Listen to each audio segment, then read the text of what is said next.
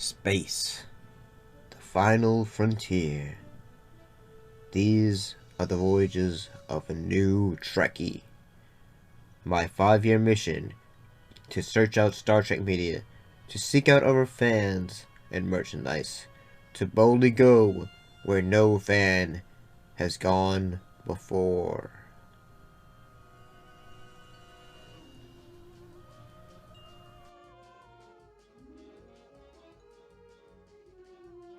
Greetings, salutations.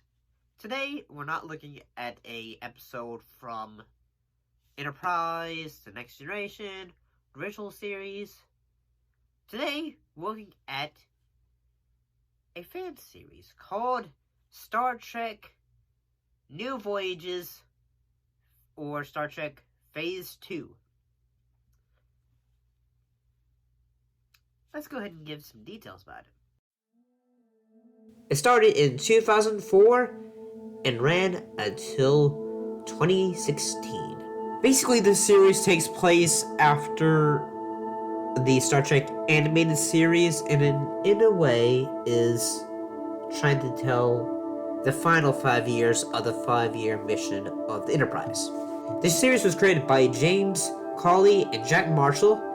Marshall started as a producer of the idea to Jack Marshall came aboard as producer of the series and decided to say, hey, let's put this on the internet.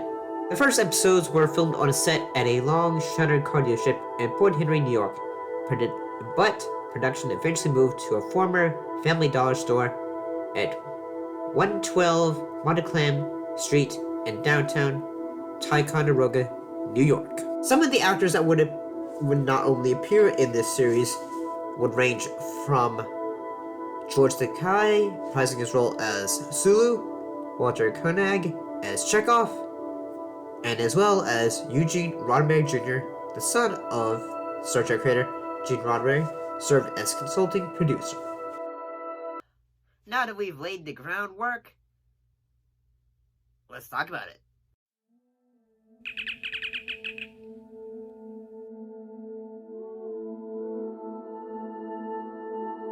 Let's talk about the episode, What was this episode about? Well, after receiving a distress call, the Enterprise, commanded by Captain James T. Kirk, is assigned to investigate an intruder attacking the Primus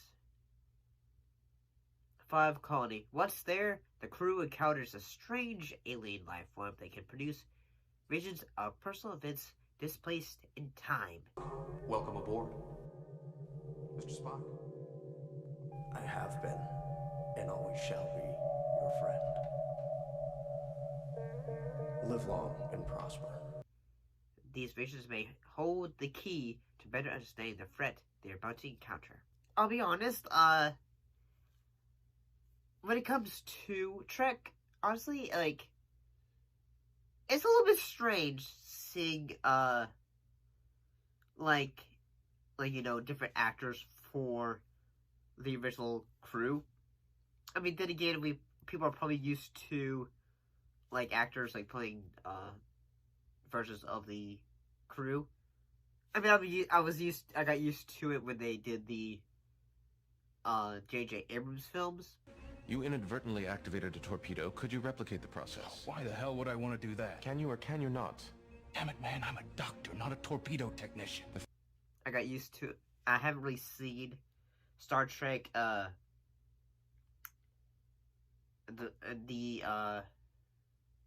new series with Captain Pike. I haven't seen that yet. Nor have I seen Discovery yet, so. But honestly, I'm gonna be honest. I think the actors in this series do a pretty good job. The show is fairly well lit, so it has that going for it. So you get a plus. He may learn to enjoy it someday. Thumbs up for that. And as well as I think the effects, the CGI, I'd say. Look out! It's the Borg Pyramid! Mr. DeSalle, bring us about. It's passable. It's passable. I don't really know how to do effects like that, because my window of opportunity to do that stuff is very limited, so yeah. I mean, yeah, the CGI looks pretty good. I will be honest, at a certain point in this episode, it was kind of strange in the fact that Onabi, in that she says, like, say, does this phase not please you, Captain? Then she turns into...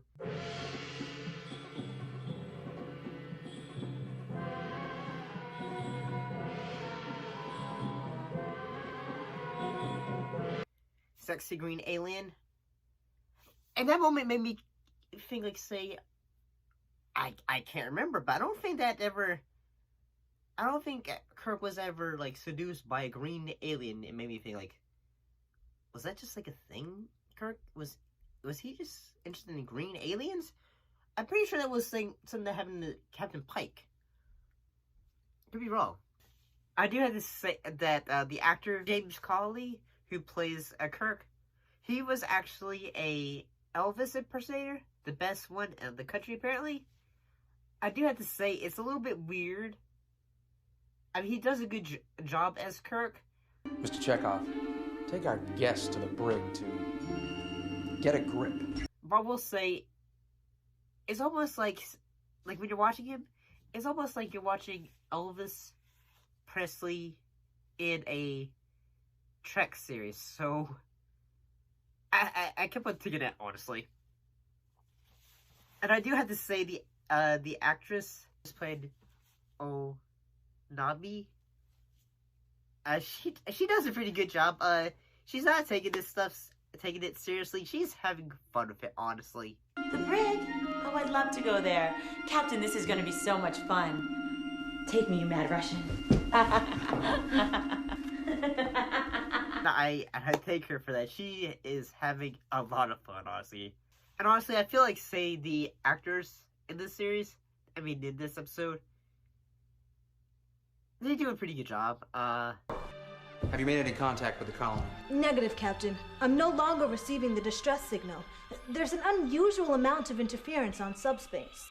The alien, which is basically just like a... I guess it's like a mist, like whenever you touch it, you can see your future or different time frames in the future, I suppose. Which is honestly pretty cool. I mean, overall, I feel like the idea of a series taking place after, the final 5 years of the 5-year mission is pretty cool. I mean, I always feel is there what happens before the Star Trek motion picture? Like, what happened, say, a year before that, or in that time frame? Sorry, I'm a little bit... I got a little bit of sneezing going on. I apologize. But overall, I felt this was pretty cool, honestly. It's pretty interesting. But this is, say, the pilot for the series, so...